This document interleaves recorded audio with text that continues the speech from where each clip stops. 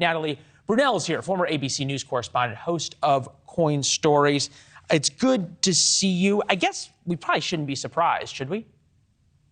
Hi, Leland. No, we should not be surprised by this. I mean, SBF's actions all along the way have been diabolical, and he clearly knew what he was doing. I mean, he operated his businesses offshore for a reason. He tried to cozy up to politicians for a reason. He paid off big celebrities with big followings for a reason.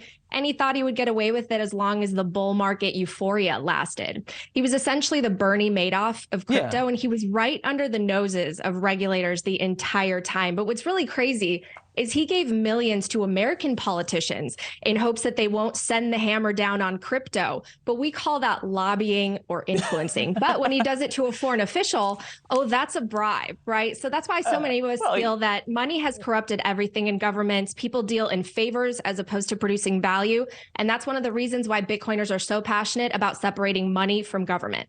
I love that if you do the very same thing to Chinese officials, it's bribery. In America, it's lobbying. It's good, very good point. Foreign Corrupt Practices Act does not necessarily apply in the United States. Like either he was allowed to do it with regulators looking the other way and or had some help from people that we don't know about, and he's just taken the fall.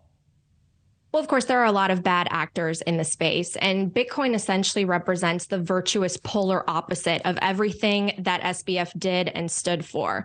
Bitcoin is really the protagonist in the story, and scammers like SBF are the antagonists who are driven by ego and foolishness in order to gain power. But the problem he ran into is you can't print Bitcoin. If you want Bitcoin, you have to either buy it or expend energy at a cost in order to mine it. And that's the real innovation here, is it is a permissionless network where you can send value at lightning speed across the world with no government and no corporation.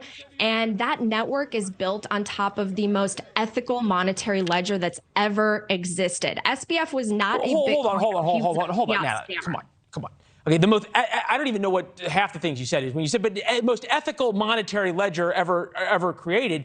That's exactly what Sam Bankman-Fried and others were selling with various kinds of crypto, and they turned out to steal tens of billions of dollars.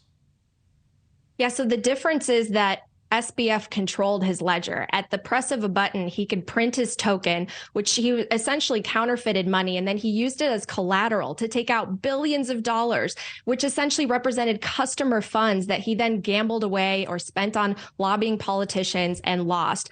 The difference with Bitcoin is it's a commodity that no one can just print out of thin air. Again, you have to buy it or expend energy for it. You can't control it. You can't manipulate it. So largely crypto reinvents fiat, and SBF was fiat.